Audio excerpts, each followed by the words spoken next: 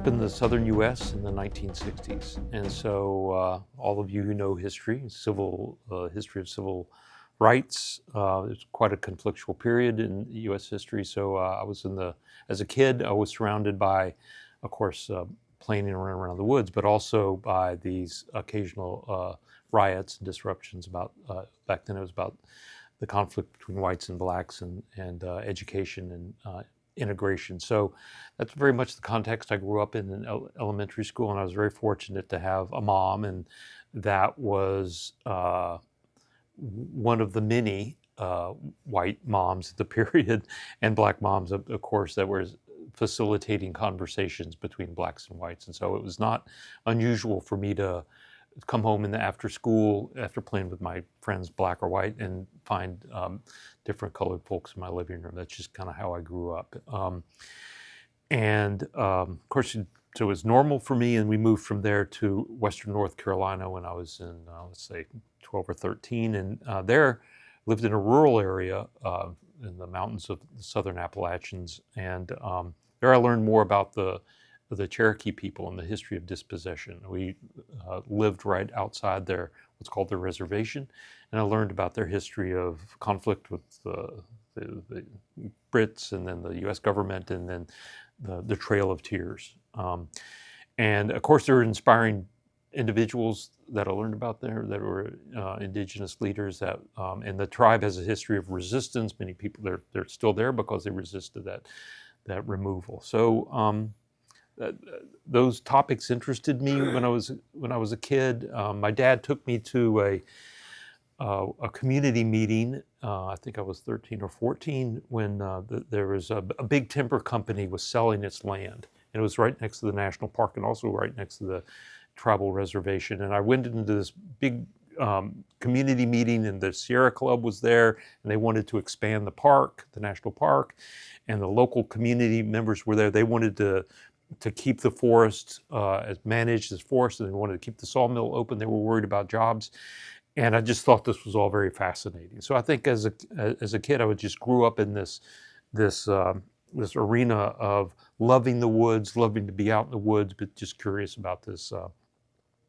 conflict about who owns them and conservation and all that. So long story short, then I went to school, became a forester, and was fortunate. I wanted to learn around what's going on in the rest of the world. I was fortunate to go to Haiti, lived in Haiti, fell in love with Haiti, lived in rural, remote Haiti for about 5 years. And that's where I learned about how messed up the development architecture was, very top down. And I was involved with peasants and organizing, and but I was there during the dictatorship, the Duvalier dictatorship, and very eye-opening for me, young kid, trying to do forestry, but very top down, and just realizing how messed up it all was, and not working at all. So that's where I kind of cut my teeth on what was going on in the world and so-called development, and how it was not responsive. And I eventually worked at the World Bank. I worked with the Haitian government for a number of years while I was at the World Bank, and then that led me to other projects around the world where I saw this interface between people and forests was manifested different. Everywhere I went, I saw that governments were generally just ignoring local people. I remember visiting Indonesia, and the Indonesia government was excited about having a new national park somewhere, and go out in the woods, and the woods were full of people, and the government would say, "Oh, don't worry about them, we'll take care of them." And that's what led me to leave the World Bank, and I eventually I was just tired of working in big bureaucracy, and I helped a fellow named Michael Jenkins start Forest Trends. And then again, they were interested in markets for ecosystem services and carbon markets and all that. And they're too, everywhere I went in the world, this issue of who owned the world's forests was ignored. Local people were ignored. They just weren't visible.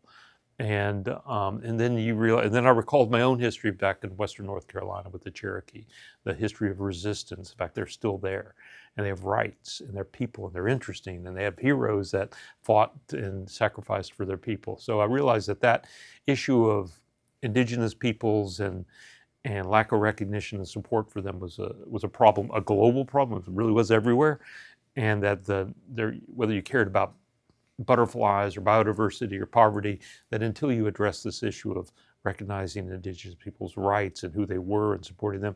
We weren't going to make any ground on solving any of these other bigger problems. So that's what enticed me to consider, put me in contact with a lot of other people, activists in this arena, Indigenous peoples, and became friends with them, and including Augusta and Arvind, who, and then I think that's what led me to be very interested in this topic and interested in the idea of creating a coalition to really support local people in their movements for the recognition of their rights.